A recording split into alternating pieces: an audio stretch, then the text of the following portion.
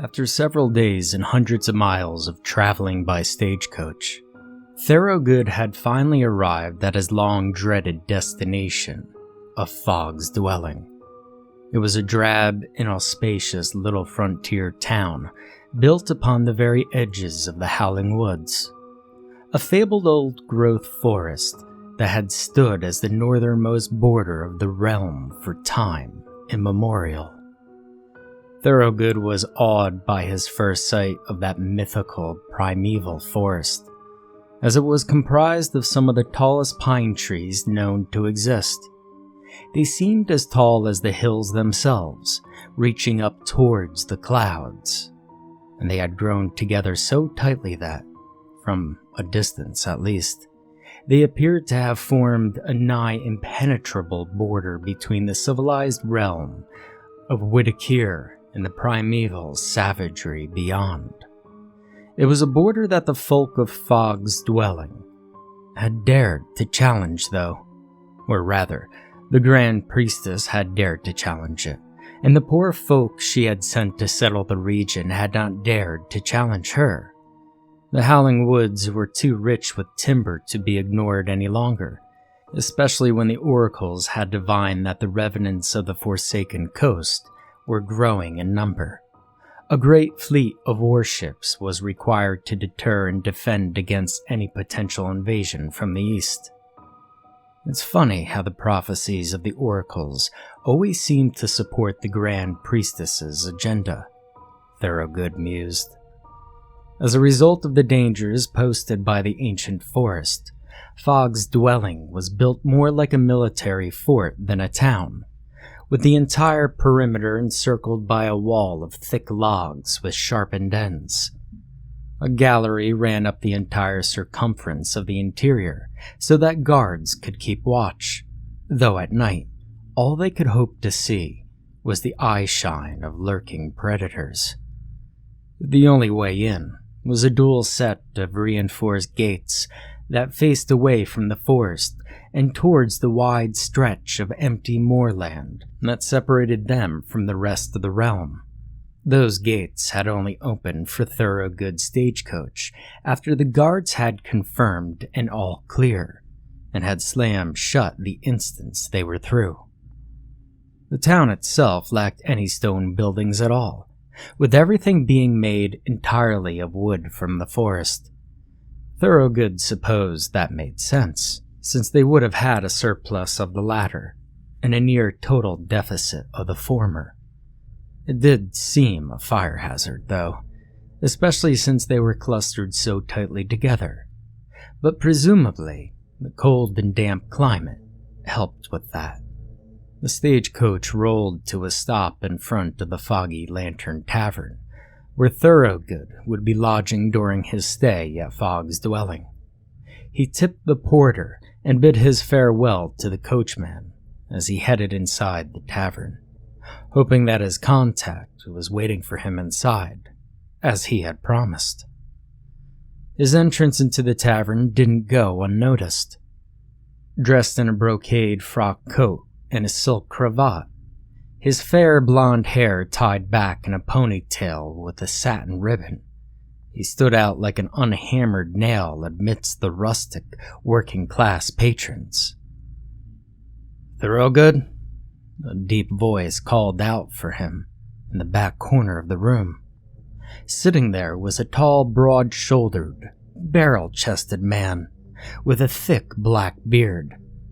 "Ah, yes, hello. I'm Royal Scholar Odidius Thorogood of Ivanhill, here on behalf of Her Eminence's hallowed Society for Alchemy and Natural Philosophy.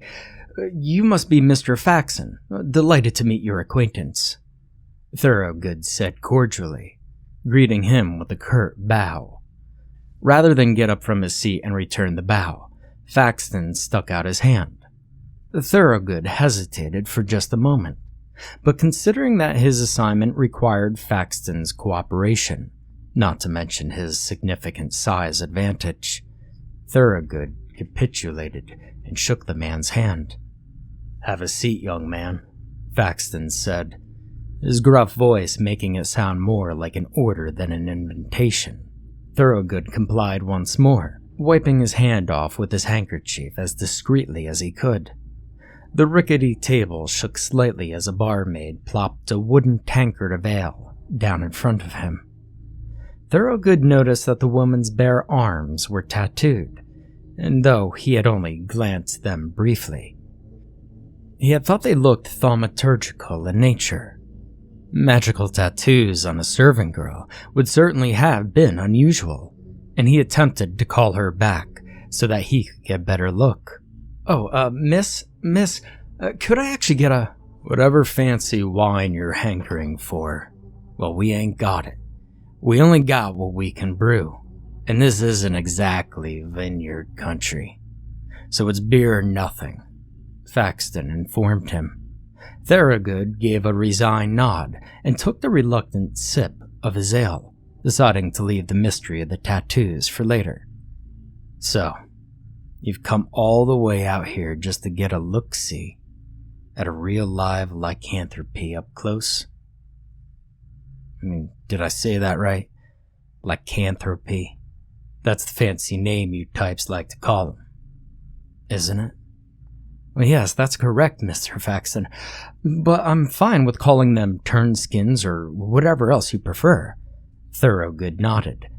I see, as discussed in our letters, Her Eminence is increasingly concerned about the steady rise in lycan attacks along the frontier. She's concerned about her timber supply, and that's about it, Faxton scoffed. We're pushing harder into their territory, and they're pushing back harder. It doesn't take a royal scholar to understand that, now does it? Well, yes, I mean, clearly the increase in the population along the frontier, as well as the expansion of the frontier deeper into the Howling Woods, is a factor in the increase in lycan attacks, Thorogood conceded. But the frequency and number of these attacks are still excessive based on our prior surveys of the lycanthropy population. Well, Her Eminence's main concern, one which I share and the one I've come to investigate, is that the lycans are breeding. Faxton let out a hearty belly laugh, slapping his palm into the table so hard it nearly toppled over, sending ale sloshing everywhere. Breeding? And how would that work? The Turnskins are all outlaws who ran off into the Howling Woods, he said. Well, Mr. Faxton, there are women outlaws, and seeing as how most of their male compatriots would hardly have been gentlemen, even before being turned into literal wolves, mating seems an inevitability, Thorogood answered.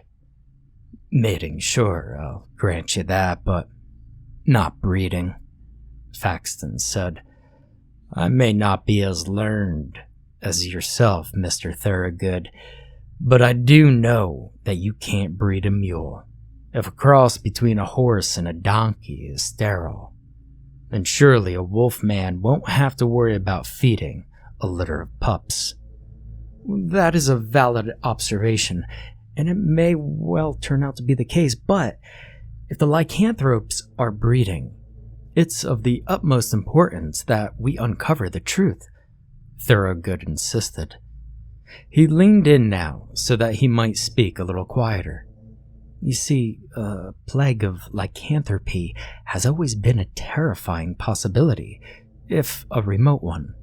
Contagions that spread solely through the sharing of bodily fluids do so slowly, especially when the infected are unable to pass for uninfected.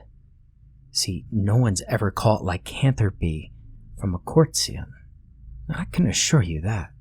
The shunnings of lycans to the wilderness, or culling their numbers, has always been sufficient to control outbreaks. But if they are breeding and passing on their lycanthropy to their offspring, then that presents the possibility for exponential population growth, and with it the capacity to utterly overwhelm our defenses. All of Witticaire could either be slaughtered or turned in an unspeakable short period of time. If they are breeding, then we must know and begin preparations for a full-on extermination immediately, before it's too late. Now, according to your letters, you've located a den. Is that correct? It is. Faxton nodded. It's around 9 miles into the forest. They're nocturnal, so the woods are safe enough to travel by day, but sticking your head inside a lichen's den just to see if you've got fresh litter still sounds like suicide to me. Well, that might be the case, but it's a risk I have to take to find the truth. Thorogood agreed, taking another slow, though clearly not savory sip from his tankard. Tell me, Mr. Faxton, if you know where their den is, why have you never tried to wipe them out? Faxton chuckled dismissively at the suggestion. Have you ever actually seen a turnskin, Mr. Thorogood? He asked. Well, there are taxidermied specimens in the hall of... So no then. He cut him off. Well, me and everyone else in this town has seen them, usually far closer than we'd like to. We see them skulking in the trees, eyes glowing in the dark, waiting for us to let our guard down and pick one of us off. We hear them howling, sometimes from miles away, sometimes from right outside the town wall, and on more than one occasion, from inside them. They're bigger, faster, and stronger than any man, even me, and their hides are thick. Silver bullets work, but as a poison, it's a slow death, and they could still do quite a bit of damage before they keel over. If the entire town were to march to the den and take on the whole pack on their turf, it would be a massacre.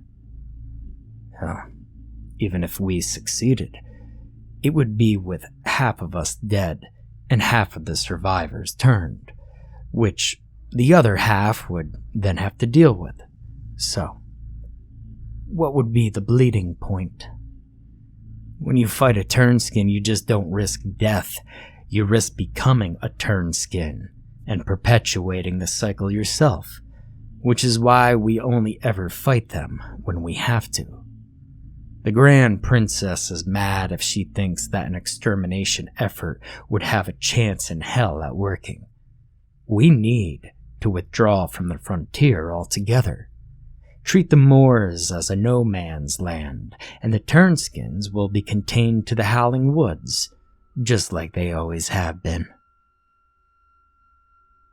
Which would be a perfectly viable option, were it not for our pressing need for lumber.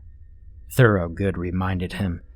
Faxton sighed in what would have seemed like resignation, were it not for the sudden look of pity in his eyes. Well, we're going to see if you still feel that way after tomorrow, he said forebodingly. I suggest you turn in early, Mr. Thorogood. We set out for the den at first light.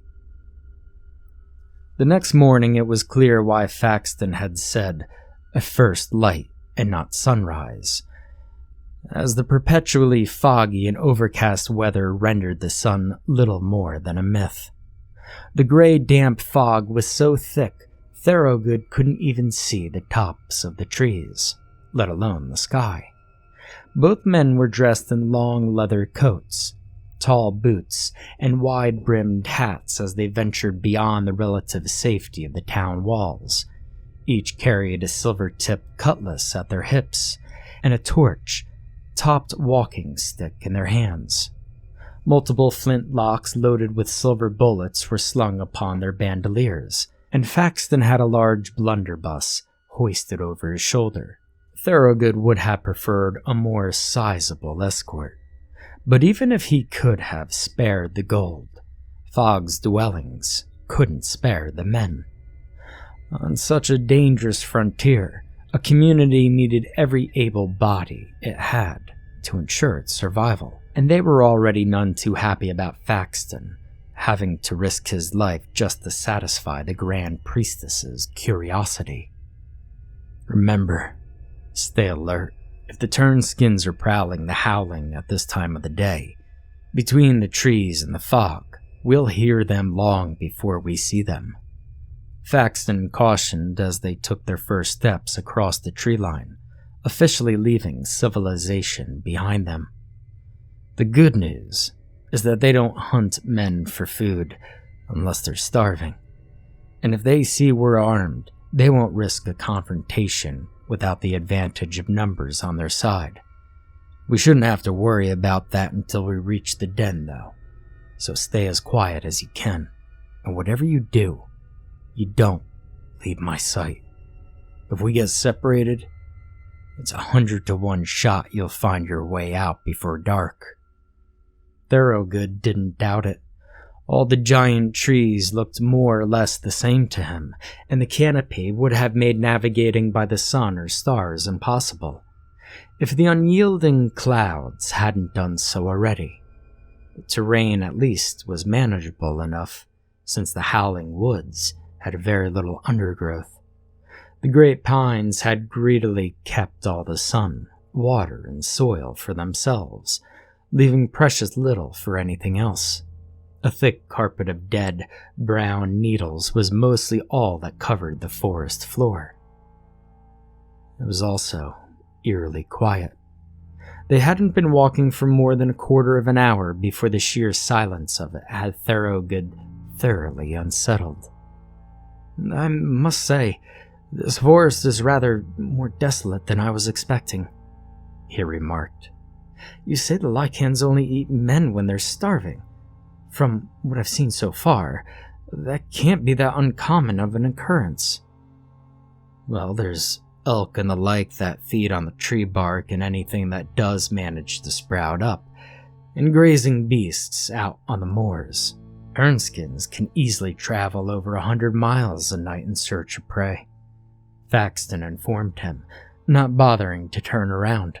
"And they're skilled hunters with keen senses, capable of picking up the slightest of trails or smelling prey from miles away. They know how to survive in their own woods. Don't you fret." "Well, you almost sound like you admire them," Thorogood remarked. "Well, I respect them as an apex predator. We're the invaders here, looking to chop down their trees to make warships so that we can invade somewhere else. They're just trying to survive, and you can't deny they're very good at that," Faxton replied. "You sounded far less respectful when we were discussing the prospect of taking on an entire pack of them," Thorogood reminded him. "Last night you made it sound like they were monsters." "Listen, I was trying to scare you, hoping you'd realize what a fool's errand this was and head back to where you came from," Faxton told him. "Everything's a monster from something's point of view.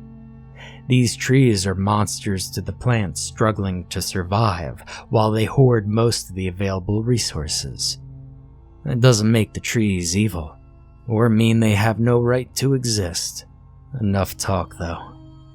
Footsteps might go ignored or unrecognized by the Turnskins, but our voices won't. Don't say anything unless it's of vital importance." Thorogood nodded, even though Faxton was facing away from him, and they made the rest of their trek in silence. It wasn't until they had been hiking for nearly another 3 hours that the eerie and near absolute quiet was finally broken. A long, baleful howl pierced through the air, seeming to shake the floating droplets of fog as it did so. Thorogood had heard wolf howls before, but this was obviously no wolf howl. It was deeper, more guttural, and more resonant, like the creature that made it was significantly larger than a wolf. The howling was also coming from above them, and Thorogood had yet to meet a wolf that could climb trees. He froze in his tracks as his heart nearly froze in his chest. He looked to Faxton for instruction, who held up a finger to urge him to remain silent. To Thorogood's utter dismay, Faxton then cupped his hands to his mouth and produced the howl of his own, a perfect mimic of the one that had come from the treetops. The fog-cloaked Lycan let out a much shorter howl in response, and Thorogood heard it leaping through the canopy, boughs away from them. "We could talk now. They know we're here, and talking won't make any difference," Faxton said. "Well, why aren't they attacking?" Thorogood demanded in a whispered tone that was too loud to actually be considered a whisper, fumbling to draw one of his pistols. "I told you, they only eat men when they're starving. They won't attack us unless they think we're a threat. So put that damn thing away," Faxton ordered.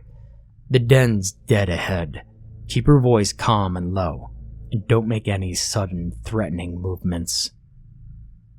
Thorogood didn't need Faxton's woodcraft to tell them they were close to the den. Bones of various creatures were strewn about the forest floor, all of them picked clean of flesh, with the larger ones broken and sucked dry of marrow. The bark of the trees had been furiously scratched in some sort of territorial display, and the smell of death hung heavily in the air. As they marched forward, shapes began appearing in the fog, far too small to be pine trees, but at the same time far too large to be lichen. Peering harder into the mist, he saw that they were monoliths. Ancient monoliths, weather-worn and moss-covered, with deep curvilinear runes etched into them. They were 12 feet tall, semi-ellipsoid in shape, and had hexagonal holes chiseled into the top ends. They formed a ring 100 feet across, and the ground within was a shallow depression, 12 feet deep. In the center of the ring was a large, hexagonal stone slab, one that looked suspiciously like a sacrificial altar. "What the bloody hell is this?" Thorogood demanded as he grabbed Faxton by the arm. "It's the den. You see?" He pointed to the opposite end of the pit, where a wide tunnel had been dug into the ground, framed with branches and large stones. "Well, the den is inside an ancient Ophionic megalith that's inexplicably in the middle of the Howling Woods? You didn't think that was worth mentioning?" Thorogood cried. "I didn't, honestly. It's an old country.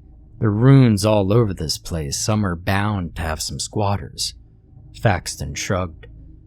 "So, now that you see it for yourself, what's the plan?" "Well, I'm afraid I have to be entirely forthright with you, Mr. Faxton." Thorogood sighed as he unslung his backpack.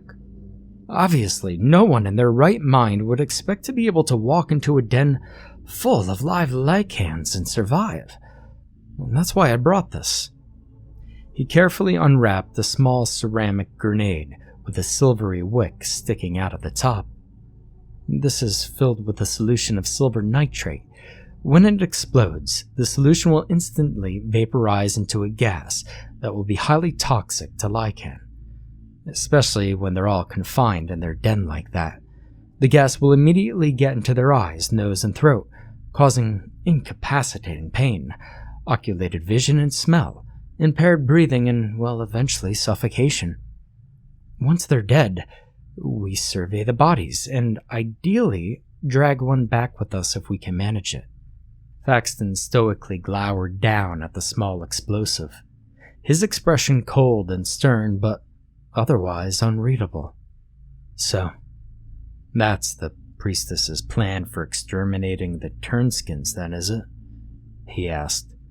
"Find their dens and then gas them to death in their sleep?"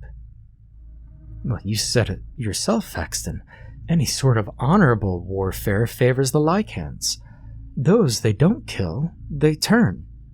So, what choice do we have?" "To leave them be," Faxton replied quietly. "If that's what you came here to do, well then go on and get on with it. I'll watch your ass from up here, but that's it. I'm not doing the priestess's dirty work."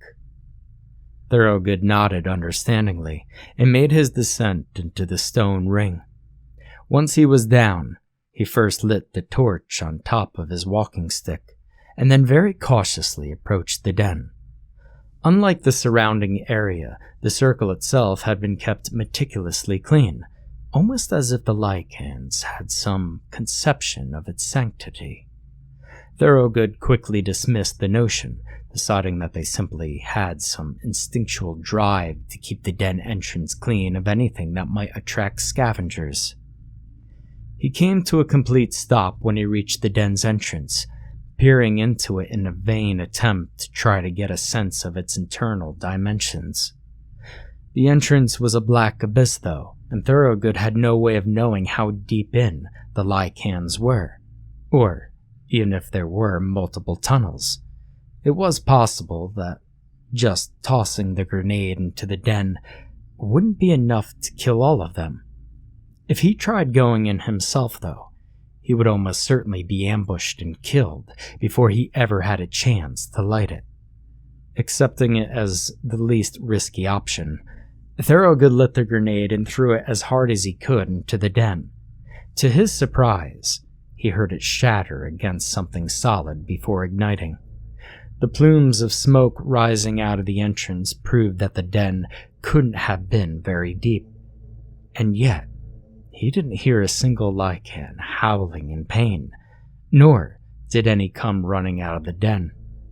Perplexed, he cautiously moved through the thinning smoke and dared to enter the den, holding his torch as far out from him as he could.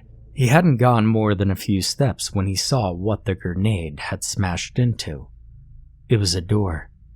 A wide wooden door, clearly made from the pine trees that surrounded them, but undeniably much younger than the stone circle above them.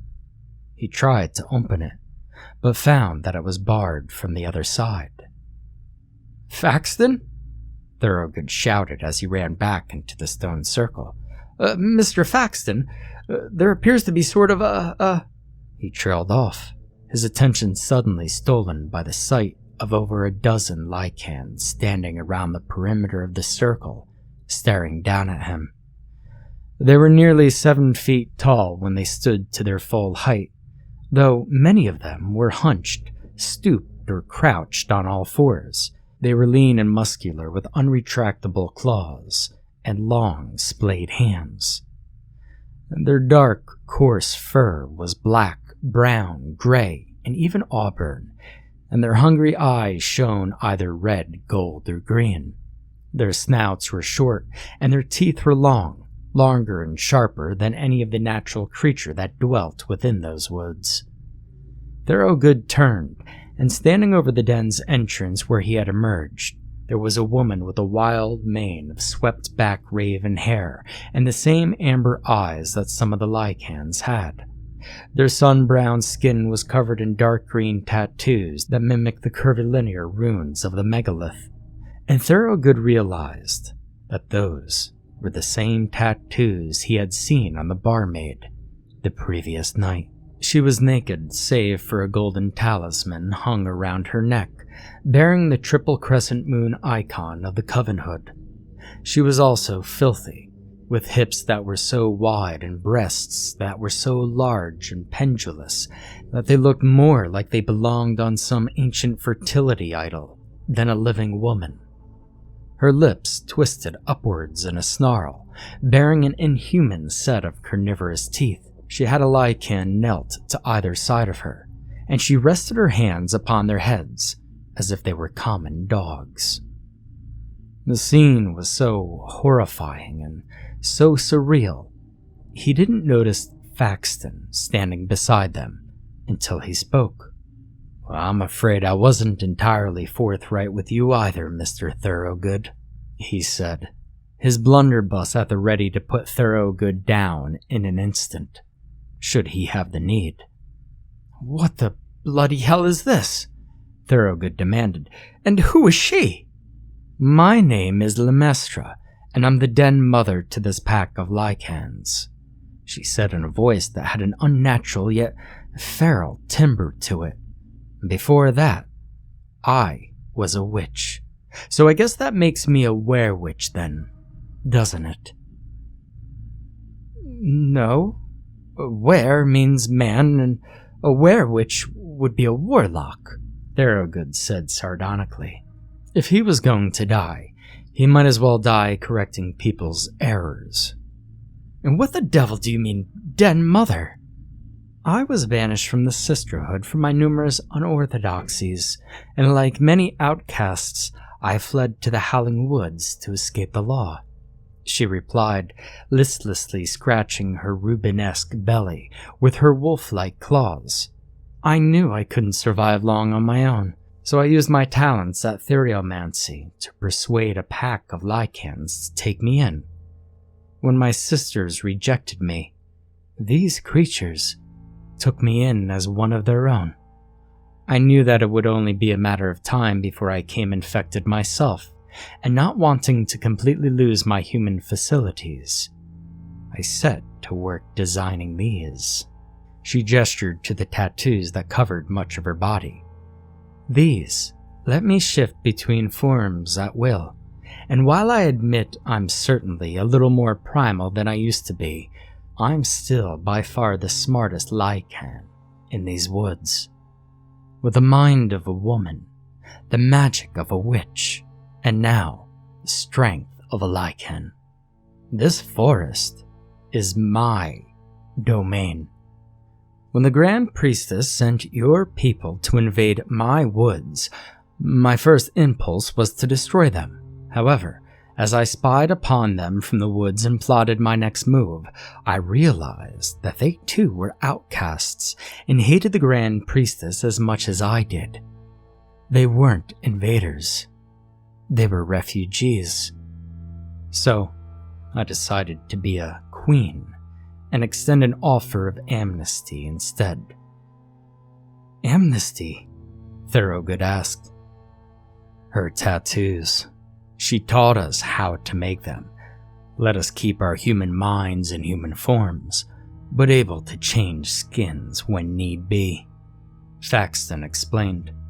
Fog's dwelling and all of its people now recognize Lemistra as our sovereign, and we won't hesitate to use the gifts she's given us to defend her woods. Any invaders who surrender can either retreat or receive the ink themselves. But those who don't will either be slaughtered or join our ranks as traditional, wolf-minded lycans.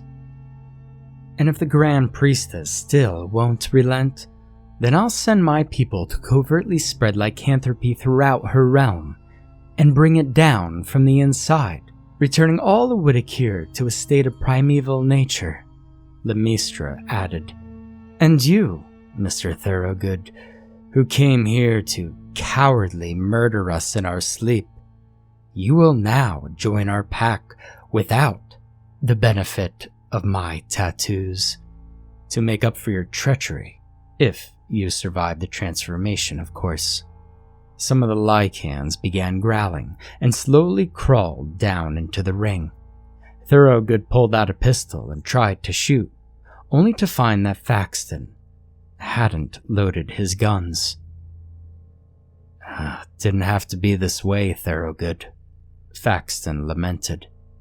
You could have walked away. Thorogood didn't seem to be feeling especially repentant, however, refusing to forsake the cause he had sworn his life to. The guns may have been useless, but the cutlass was real. Throwing his walking stick to the ground and drawing his sword, he charged for the lycans standing ahead of him, ready to strike them down with his silver blade.